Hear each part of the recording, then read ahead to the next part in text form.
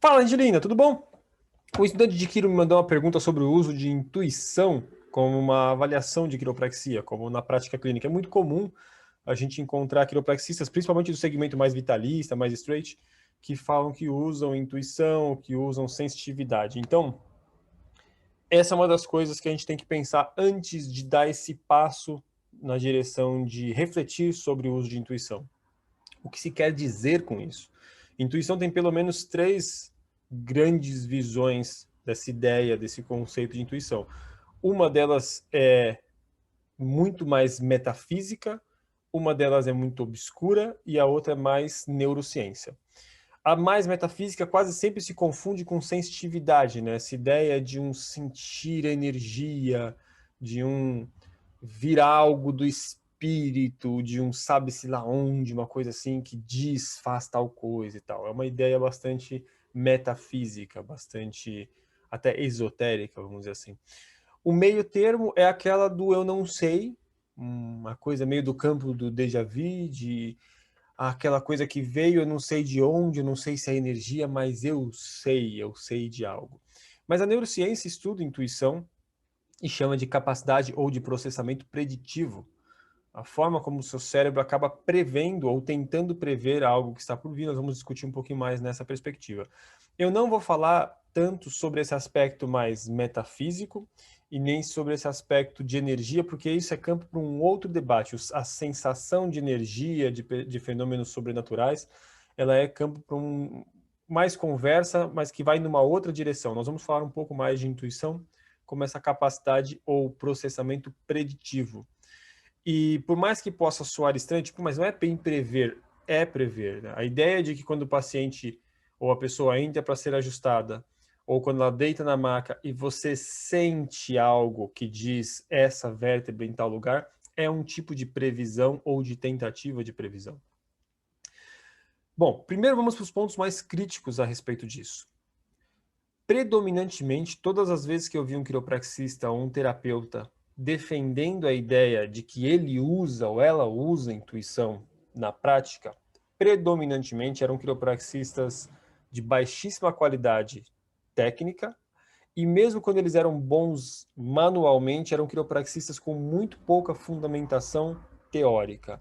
O que eu quero dizer com isso? Pessoas que não dominavam muito bem um campo de uma teoria de biomecânica, de neuro, de técnicas de quiro, de processo de avaliação, não eram bons de leg check, não eram bons de testes, não eram bons de nervoscope, e algumas vezes até podiam ser bons de palpação, mas se sentiam ali meio perdido de só confiar na palpação e buscavam esse algo a mais em outro caminho.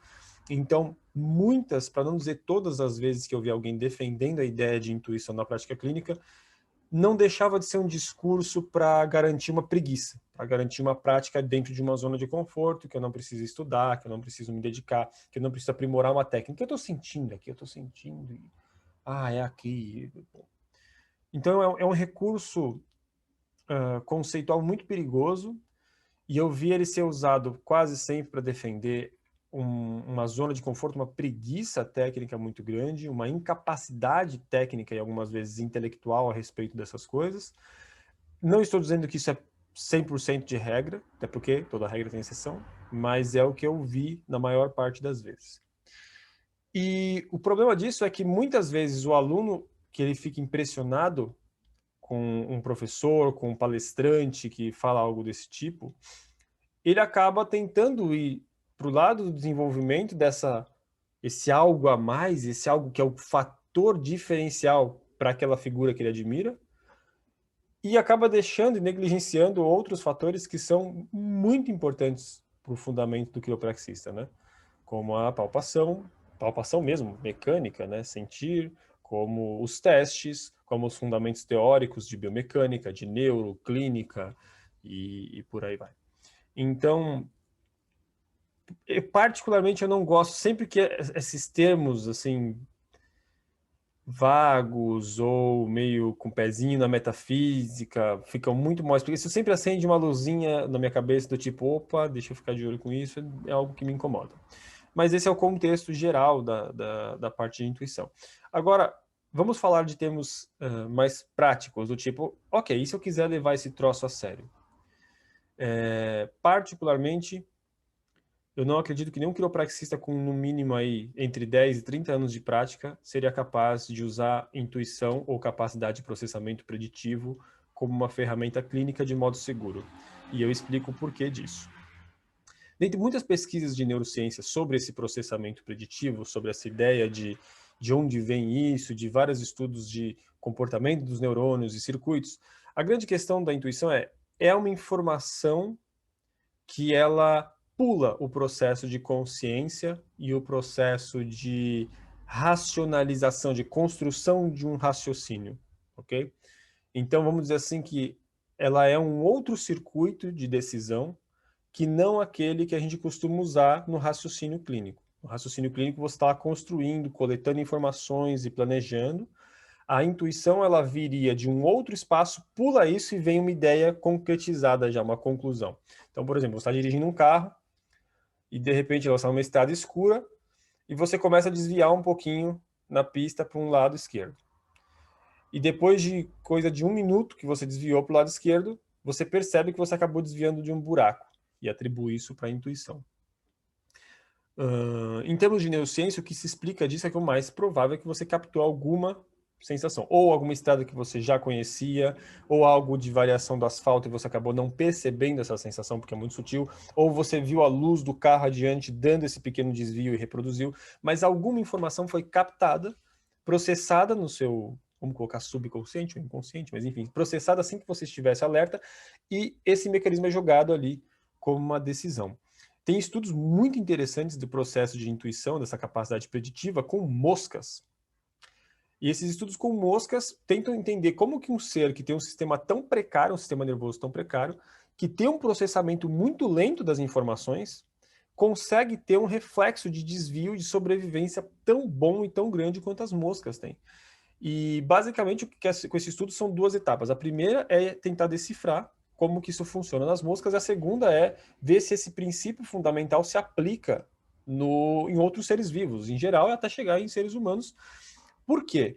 Porque a capacidade preditiva é uma das coisas afetadas, por exemplo, nas pessoas que sofrem do mal de Alzheimer. Então, se nós desvendarmos melhor como isso funciona numa mosca, provavelmente nós conseguiremos entender melhor lá na frente, numa série de conexões, como isso afeta pessoas que sofrem de Alzheimer, entender isso no sistema nervoso. Olha que coisa interessante sobre intuição. O que isso significa na prática? Que se há algo de metafísico nisso, se há algo de sobrenatural, de energético, esse algo ele precisa de um suporte mecânico, físico, material do sistema nervoso. E isso é extremamente relevante quando a gente está falando. Isso também significa que se é um circuito neural, muito provavelmente isso é treinável. A intuição, a capacidade preditiva seria treinável. Ou seja, descobrindo melhor esses circuitos, fazendo determinados exercícios, você conseguiria treinar. Vamos dar um exemplo muito mais prático? Velocidade de reação de um goleiro. Um goleiro ou um jogador de beisebol, em esportes muito rápidos, um lutador de boxe, a capacidade preditiva é um reflexo de extrema importância. Mas se for pautado só nisso, a coisa fica um pouco mais séria. Então, o que eu digo para os que se interessam em desenvolver isso, eu particularmente tenho algum interesse nisso, mas não sou tão bonzinho a ponto de falar, que legal, estou sentindo. A inteligência inata deste corpo está pedindo um ajuste aqui, né?